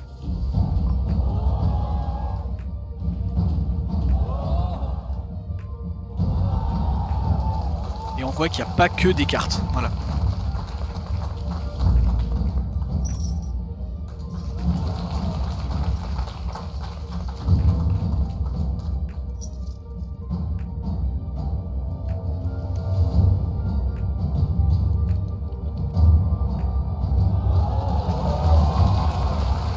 Ah, j'adore ce tour. Cette petite apparition de carte, vraiment, il est très très pur et on pourrait en faire une analyse pendant des heures. Et tant bah, je qu'il y me en a. permets je me permets Vas-y. justement. J'avais fait des bêta tests pour l'émission justement. Et il s'avère que j'avais passé une demi-heure à analyser ce numéro. Donc je pense que ça se refera. Peut-être pas tout de suite. Mais ça se refera. Ce numéro est une merveille de création. C'est pas les effets qui valent le coup, même si les effets valent le coup. Là, on a vu quelques effets. Si vous le regardez, allez le regarder s'il vous plaît. Si vous le regardez, regardez la construction du numéro. Tout est logique de A à Z. C'est la construction du tour qui fait que c'est une pépite. À aucun moment, on ne comprend pas ce qui se passe. Pourtant, il n'y a pas un mot. Pas un mot. Ça. Et pourtant, Parce que tout est clair. Tout est enchaîné, logique. Tout est bien construit. Ce tour, on peut l'analyser pendant des heures, comme a dit Guillaume. Et pourtant, on n'arriverait pas à en dire assez en des heures. Il est vraiment exceptionnel. Vraiment, je vous le conseille. C'est ça. Et c'est donc la micro-magie qui mêle tout, mais d'ailleurs c'est des cartes et pièces ici, mais on peut rajouter des élastiques, des enveloppes, des briquets. La liste est infinie en fait, puisque on peut utiliser n'importe quel objet. Pour boucler, on a la magie de salon en fait, qui est à mi-chemin entre la magie de scène et la magie de close-up en fait. Ça a été la magie de salon, elle a été pensée pour être performée sur une petite assistance dans une salle modérément grande. C'est grosso modo un petit salon, ou un tout petit théâtre, quoi, ce genre de choses. En C'est fait, pas de la grande scène, c'est voilà. pardon, la différence qu'on a avec la magie de salon, avec les autres disciplines du close-up, tu vas avoir quelque chose qui est fait pour une petite assemblée, mais où toi tu es mis en avant devant cette assemblée, qui sera plus de la magie de salon. En gros, tu es vraiment un peu plus loin de ton public, et où tu vas pas faire interagir tout le monde, ou pas regarder tout le monde, tu as un public et tu as toi. Là où les autres disciplines du close-up vont être beaucoup plus intégratives et vont être généralement faites avec une ou deux personnes, ou peuvent être faites avec une ou deux personnes, là où la magie de salon perd son intérêt. Tu me coupes si je me trompe. Hein. Mais voilà, c'est ça. Le close-up, ça va être les classiques. Tiens, choisis une carte, voilà, t'as 3-4 spectateurs, ça le fait. La magie de salon, c'est pas ça du tout. C'est plus quelque chose que tu vas faire close-up, donc près, avec peu de spectateurs, mais quand même où tu es élevé quand même au rang de magicien. Tu es pas une personne du groupe qui vient faire un tour, en fait. C'est un peu ça la différence. C'est une demi-scène. Voilà, c'est ça. C'est souvent des plus gros objets ou ce genre de choses. C'est un peu plus. Voilà, c'est vraiment à mi-chemin entre les deux. En fait, tu amènes la magie de scène à un groupe, en quelque sorte. On a un micro-extrait de ce que peut représenter la magie de scène. Là, j'ai trouvé un happening du magicien québécois Luc Langevin à 20 minutes là, au Québec. La faculté, pour ceux qui ne connaissent pas, à plier En du gros, métal. on voit qu'il va performer une espèce de petite torsion de Donc, on va le faire métal avec la fourchette, je vais essayer de me placer pour que tout pour le un monde puisse public le en fait. voir. Du coup, là, il n'est pas sur une Donc, scène tu parce qu'il n'y avait commences pas, mais c'est ce uniquement qui se sur toi, rapprocherait le la plus de fourchette. la magie de salon. C'est très très dur à trouver C'est un ça. extrait. C'est parce qu'il y a beaucoup de public, en fait. C'est pas un petit public de Déjà, on quelques peut voir personnes. qu'il y a une branche qui s'est dressée. Si vous touchez, vous allez voir, c'est vraiment, elle est solide. Là, c'est pas une branche amovible là, qui. On peut faire mieux, parce qu'encore là, Bertrand n'est pas impressionné tant que ça.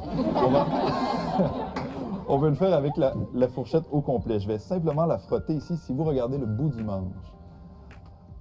Magicien québécois, donc Luc Langevin, très très intéressant. Et si vous la prenez, Sylvie, assurez-vous que c'est pas quelque chose. Non, non. Le métal est pas chaud, c'est pas. Et La on portion arrive de la donc, fourchette. voilà, et on arrive donc aux deux dernières catégories un peu de magie. Léo, je te laisse, parce que tu es l'expert un peu du domaine. La triche. La Évidemment. triche. La triche qui est ma catégorie préférée. Je ne la performe pas beaucoup, mais j'adore. Vraiment. Très sobrement, hein. Je peux pas être plus sobre que cette diapositive. Inspiré des grands casinos des années 60 à Las Vegas. Quand on pense aux grands casinos, aux trucs comme ça, aux jackpots, on a envie de tricher, on voit tous les grands films de triche, etc. Ça nous fait kiffer. Et ben le but de la triche en magie, c'est de faire revivre ça un peu.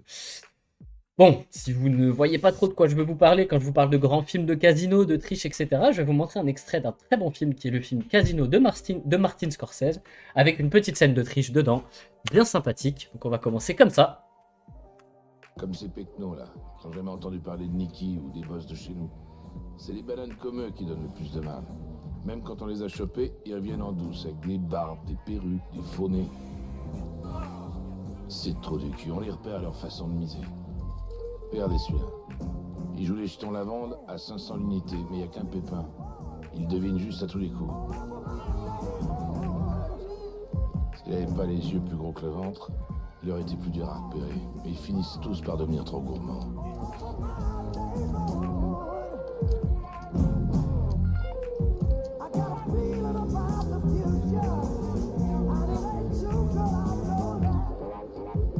Les tours de triche sont inspirés généralement de ce genre de choses.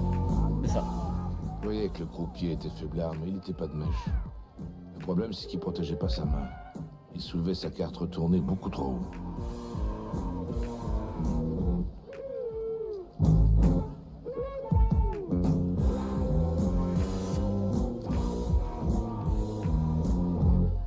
Vous voyez ce type? Il reluque la carte retournée du croupier. Il fait des signes à son petit copain à l'autre table. Faut quand même savoir que ça sert à rien d'essayer de tricher aujourd'hui dans les casinos. C'est absolument impossible. Alors, à l'époque, ça se faisait vachement bien parce que machin. Mais là, il y a beaucoup trop de technologie, de caméras, de choses comme ça. Donc déjà, avec les maths, on peut repérer si quelqu'un a triché. Et ensuite, il y a beaucoup trop de technologie pour que pouvoir tricher aujourd'hui, c'est impossible.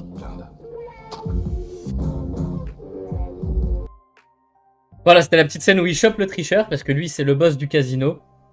Pour ceux qui ont une âme sensible, s'abstenir, parce que à la fin de cette scène, il lui explose la main avec un marteau, pour lui dire « Bon, tu recommenceras pas ?» Ça donne envie. Très très cool ce film, franchement très très cool. Et donc oui, ne trichez pas. La plupart des triches se font dans les cercles fermés maintenant, ils ne se font plus au casino, comme disait Guillaume, mais ça existe encore malheureusement beaucoup aujourd'hui, la triche. Mais c'est une catégorie qui est vraiment vraiment cool, c'est souvent voilà, des grosses références à ça. Et en fait la plupart des tricheurs de l'époque, des vrais tricheurs, se sont d'ailleurs changés soit en magiciens justement, soit en gars qui vont être payés par les casinos pour reconnaître les autres tricheurs en fait. La question étant du coup la sempiternelle question, est-ce que les magiciens sont d'anciens tricheurs devenus honnêtes ou est-ce que les tricheurs sont des magiciens qui ont mal tourné? Et le fou ou la poule? Ça, j'en sais rien.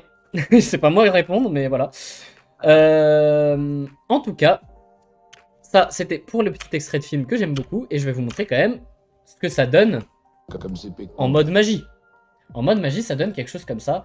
Et lui, c'est un monsieur qui s'appelle Jeremy Griffith. Et on va pouvoir le ramener à la catégorie suivante, qui est la magie de réseaux sociaux. Donc lui, c'est un mec qui fait de la triche sur les réseaux sociaux, donc ça nous fait une transition parfaite. Donc voilà ce que ça donne, la triche. Dans le domaine magique. Ça donne des choses comme ça.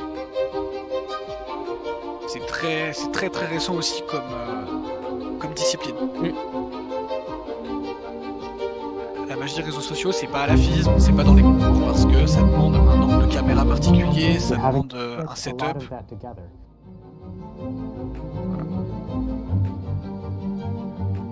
Mais par contre, ça demande aussi un niveau technique qui est juste impressionnant.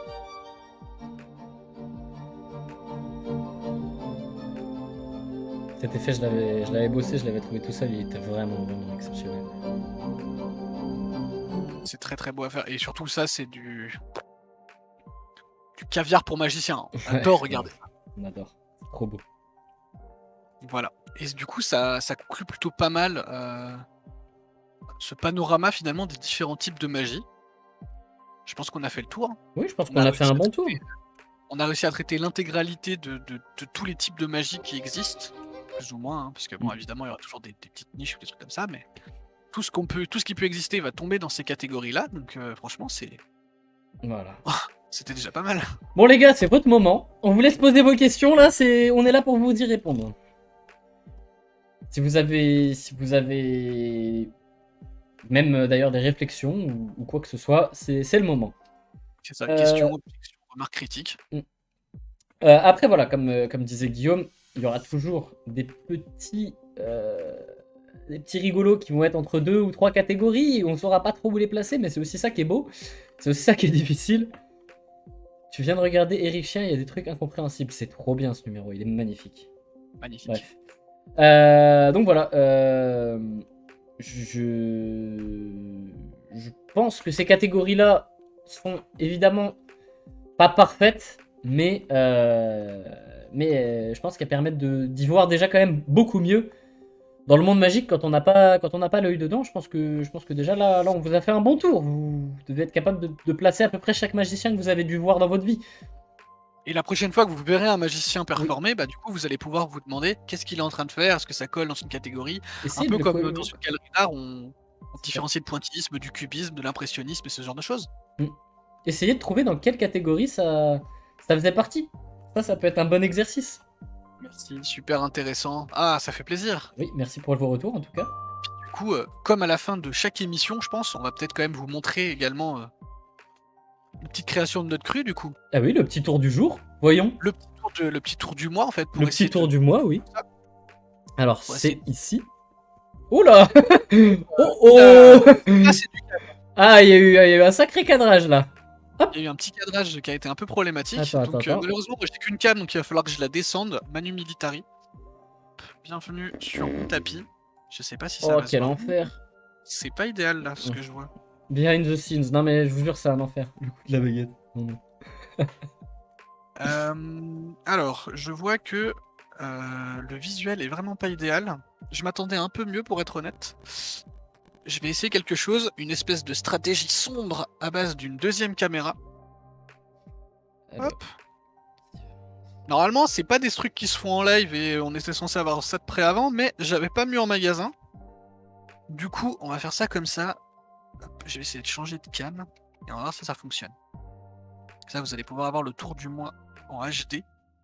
Alors, en attendant, j'ai une petite question qui m'est arrivée, pas dans le chat, mais voilà. Je viens de voir le commentaire de Popper, merci. Oula, ta caméra est noire, monsieur. Ah, c'est bon. C'est normal. Donc j'ai une petite question extérieure au chat qui me dit quelle est la différence entre la triche et la dernière vidéo qu'on a montrée, donc la magie des réseaux sociaux. C'était un exemple de triche sur les réseaux sociaux. Donc voilà. En fait, la magie des réseaux sociaux, c'est une catégorie à part qui va prendre les autres catégories et qui va justement se servir de la plateforme réseaux sociaux pour la mettre au goût du jour, entre guillemets. Et voilà, en faire quelque chose. Donc il n'y avait pas vraiment de différence, hein, c'était vraiment un exemple de triche, mais pour les réseaux sociaux, c'était pour vous donner quelques exemples de magiciens et de choses qui se font. Mais voilà. Est-ce que c'est bon pour toi? Bah alors écoute, là je suis en train de galérer à essayer d'avoir Oui, le je champ vois en ça. fait, de la cam. Ça C'est très m'étonne. compliqué. Ça m'étonne que Dynamo soit en close-up et pas en triche. Pas du tout. Dynamo ne fait pas de triche, il fait de la grande illusion. Je pense que t'as Dynamo, mal c'est plutôt regardé un- Dynamo, oui. Moi c'est plutôt la grande illusion, Je effectivement. pense que tu t'es planté, tu dois confondre. Dynamo, c'est celui Du qui a coup- traversé la rivière, etc. Ouais. Allez, Et je il vous a laisse. fait, le nom du close-up. Je vous laisse avec le tour de Guillaume. On reprendra les questions après. N'hésitez pas à les poser pendant le tour, comme ça vous laisse le temps. Et regardez bien, profitez bien. Pour ce qui est du tour du mois, il a fallu que je réfléchisse à un truc qui pourrait coller avec l'émission. On a dit qu'on voulait faire à chaque fois un tour en rapport avec l'émission. Du coup, je me suis dit, et si on leur faisait un tour pour vérifier qu'ils ont bien suivi les catégories? Admettons qu'ici, là, j'ai une enveloppe pour éventuellement prédire l'avenir. D'accord? J'ai une enveloppe ici pour prédire l'avenir, et à côté, j'ai un jeu de cartes. Et dans ce jeu de cartes, on va venir en sortir quelques-unes. Vous voyez? On va en prendre. On va prendre ça ira bien. On va ranger, et on va ranger le reste des cartes. Je vais pas en prendre trop parce que bah, les cartes, mine de rien, c'est un petit investissement. Et si jamais je les perds, je sais pas où je vais mettre mon. Alors, mon par truc. contre, ouais, le truc c'est que la caméra est un petit peu crop pour des raisons de cadrage, et donc on n'a pas tout vu, mais c'est pas grave. Essaye de bien C'est bon. centrer, ouais. J'essaie de bien rester Oui. en visuel. Là, on a toutes les cartes donc, que j'ai sorties. Et pourquoi j'ai sorti autant de cartes et que j'ai dit que ça allait coûter cher? C'est parce que ces cartes, en fait, on va en faire quelque chose d'un peu particulier. On va venir les déchirer. Et là, je sais que ça brise le cœur à plus d'un, dont Bah, moi. moi, mon cœur est brisé. Là, le mien est actuellement très brisé également. C'est absolument terrifiant ce qui est en train de se passer. Malheureusement, c'est tout à fait nécessaire. Je vais essayer de faire quelque chose. On va être obligé de faire des tout petits bouts de cartes comme ça, quelque chose dans ce goût-là. Et on va venir. Je vais peut-être virer un petit coup je vais peut-être virer l'enveloppe. Je vais la laisser là en visuel. Est-ce que on la voit pas? Attendez. Je vais essayer de Attendez. rester- Hop. Manipulation de dernière minute. Je vais Hop. voir si ça fonctionne. Je ne bouge pas. Ah, ça c'est très bien. Ne touche à rien. Voilà. Donc on va garder tout ça ici en visuel. Je vais continuer mes petites déchirures. Voilà, comme ça. On va faire les choses assez rapidement quand même. Hop, encore des petits bouts, des petits bouts, des petits bouts, des petits bouts. Hop. Encore, ici, là. On découpe. Hop, voilà. Et vous voyez qu'ici, on a vraiment un peu de tout dans tous les sens. Voilà. Le but, c'est d'avoir un grand méli-mélo de cartes. Et pourquoi est-ce que j'ai fait un grand méli-mélo de cartes? Parce qu'on va essayer de sélectionner de la façon la plus hasardeuse possible les cartes. Et pour ça, je vais les prendre toutes d'un coup et je vais les lâcher. Et on va éliminer toutes les cartes qui sont face en bas, comme ça. Éliminé. Il n'y a pas d'équivoque, rien, ce sera éliminé. On va tout prendre d'un coup. Hop, on prend tous les bouts et on les jette. Et on élimine tout ce qui est face en bas. On élimine, on élimine, on élimine. J'essaye de faire ça un peu vite pour que ce soit dynamique pour vous. Ça, on peut éliminer, on peut éliminer, on peut éliminer. Ovomaltine, c'est de la dynamique. On élimine. Vous voyez, donc on enlève tous les bouts de cartes qui sont face en bas. Ça, à chaque fois, ça en élimine. Et je ne peux malheureusement pas décider ce qui va être face en l'air ou face en bas, puisque moi, je ne fais que lancer les bouts jusqu'à ce qu'il n'en reste plus qu'un. On mélange un petit peu et on lâche. On enlève encore, on enlève encore. Là, vous voyez, on a du blanc, on va pas y garder, ça ne sert à rien. Ici, il reste encore quelques bouts. On les ramasse. Pour aléatoriser au maximum, c'est comme un lancer de dés. Qui pourrait prédire ce qui va se passer? On enlève, on enlève, on enlève, encore. Vous voyez, on élimine, il reste plus grand chose là actuellement. On lâche. On a encore perdu un bout. Ça, c'est pas lisible, ça non plus. Il nous reste donc un 9, un as et une dame. On lâche. Et maintenant, ça se joue entre deux cartes. Laquelle? L'as. Alors là, maintenant, on pourrait être dans la cartomagie, puisque j'ai fait un tour avec des cartes. Mais si jamais je vous dis que là, maintenant, dans cette enveloppe, il y avait une prédiction, ça voudrait dire que j'aurais pu vous présenter ce tour comme un mentaliste.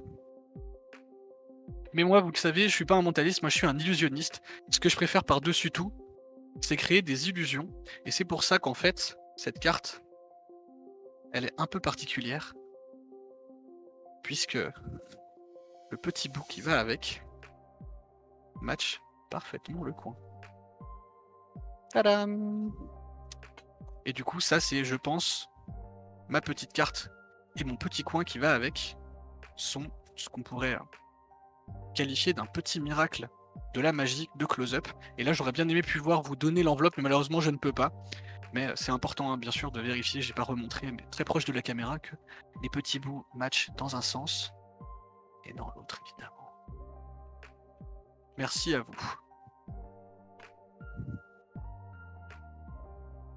Bah franchement, bravo à toi. Bravo à toi. Merci, merci. C'est plutôt C'est sur ma cam normale. très très propre. Pour retrouver notre public C'était chéri. Très très propre, contrairement au sol de ta chambre. C'est un bordel, laisse tomber, c'est inhumain. C'est très salissant. Bravo à toi. Voilà, je pense que ça conclut pas mal cette petite soirée. Voilà, merci à vous d'avoir été si nombreux aujourd'hui, d'avoir interagi autant avec nous. C'est votre dernière chance si vous avez une question. Et nous allons passer au sujet de la semaine prochaine. Enfin, pas de la semaine prochaine, dans 2 semaines. La prochaine émission donc, aura lieu dans 2 semaines. Celle-là, elle était malheureusement en retard. Et donc la prochaine... La prochaine sera le premier samedi du mois de... On est en avril. Mai. Il y a des magiciens spécialisés dans plusieurs catégories. Alors oui, justement, le problème, c'est comme les catégories, on a vu qu'elles étaient quand même assez flexibles ou changeantes ou un peu compliquées à définir. En fait, la catégorie viendra bien souvent plus du tour que du magicien. C'est ça. Voire même certains magiciens seront... Mais après, il y a quand même des magiciens très spécialisés pour leur catégorie, mais la plupart sont quand même touche à tout. Par contre, chose importante à dire en vrai, dont on n'a pas parlé et qui est pourtant, je trouve, très très intéressante. Le close-up, par exemple, dans la FISM ou dans les concours, oblige le magicien de close-up que je suis, par exemple, ou qui est Guillaume, qui nous allons dans des bars et faire des choses comme ça, faire du close-up, faire des petits tours, etc., à changer complètement nos numéros pour aller en faire un numéro de close-up plus de salon, comme on en parlait tout à l'heure, pour pouvoir être présenté justement au jury. Parce que pour présenter au jury, tu peux pas leur dire bon allez levez-vous tous, on va aller prendre une bière et je vais aller vous montrer un tour. Ça se passe pas comme ça. Donc en fait on est obligé d'adapter, par exemple, moi qui suis un magicien de close-up, de triche, comme vous voulez, bref, je suis un magicien de close-up, proche, et ben je vais être obligé d'adapter mon tour pour en faire quelque chose de plus scénique pour pouvoir le montrer. Voilà. Et en fait, bien souvent, c'est le numéro qui va dire dans quelle catégorie appartient votre tour que le magicien. Moi, je ne me considère pas comme un magicien d'une catégorie particulière. Ça va être le tour que je vais faire qui va le dire. Autant dans une soirée, je peux vous faire un tour de mentalisme, un tour de triche et un tour de cartomagie, vous voyez. C'est bien résumé. Mais après, si jamais on voulait un exemple pur, le Québécois dont on a parlé, Luc Langevin, qui faisait la magie de salon, lui, c'est un touche-à-tout dans plein de catégories. Mais vraiment toutes. Je pense que c'est un des magiciens les plus complets parce qu'il touche vraiment à tout. Il a fait du close-up, beaucoup. Il a commencé un peu comme ça, à faire de la magie de rue, notamment pour les émissions de télé. Il a un show sur scène où il fait de la grande illusion, notamment une téléportation qui a tombé par terre. Et il fait également du mentalisme. Voilà, il est vraiment touche à tout, donc c'est un bon exemple dans la francophonie, mais il y en a aux quatre coins du monde en fait. Hein. Même les plus grands noms, David Copperfield, ont été touche à tout à un moment de leur vie, etc. Et pour répondre à ta question, Kangourous, pas vraiment. Ils ont un avantage pour la présentation, non, parce qu'ils ne vont pas concourir dans la même catégorie en fait. Ils vont concourir dans la catégorie scène, et le mec de close-up va concourir dans la catégorie close-up. Mais il va être obligé d'adapter son numéro pour la scène. Après, ce qui est totalement vrai, c'est qu'un mec qui a l'habitude de la scène et un mec comme moi qui va devoir se retrouver à monter un numéro de scène, je pars avec un énorme désavantage. Ça, c'est clair et net. Et j'en ai fait les frais, j'ai fait plusieurs fois des concours, c'est pas...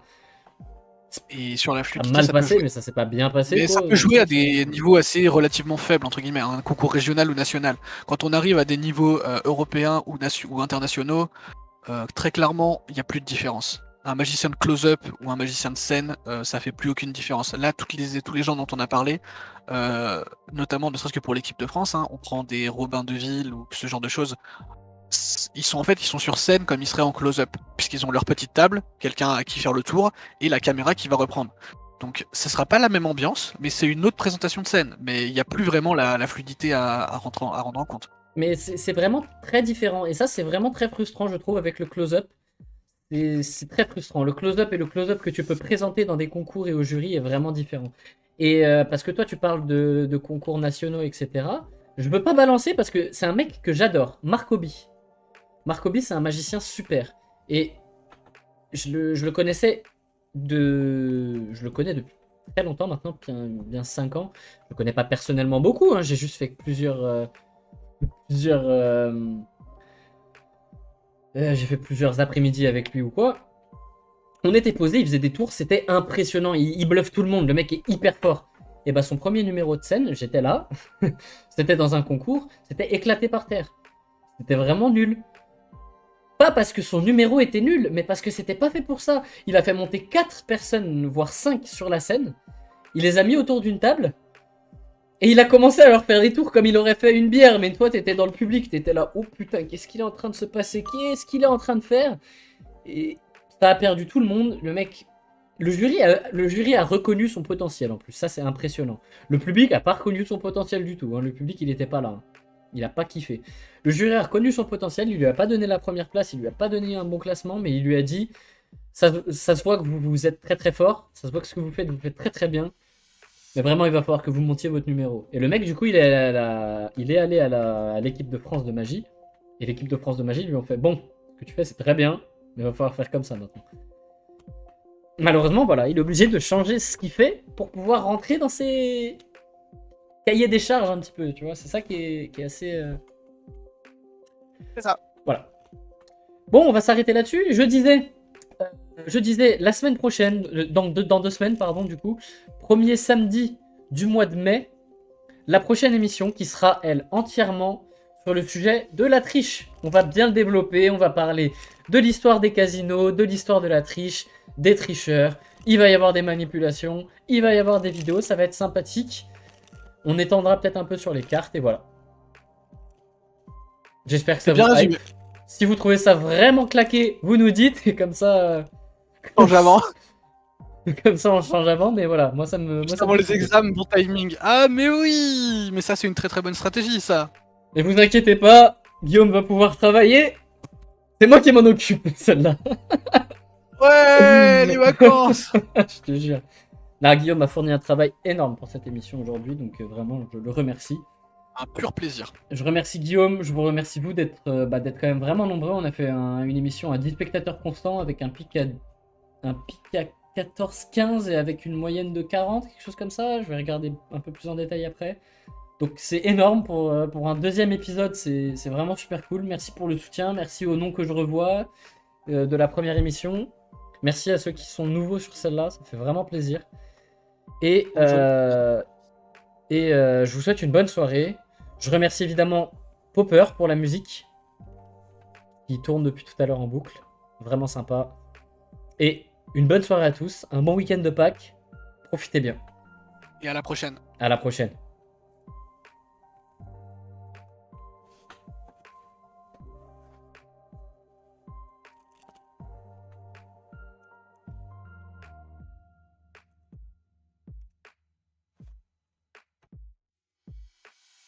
Thank you.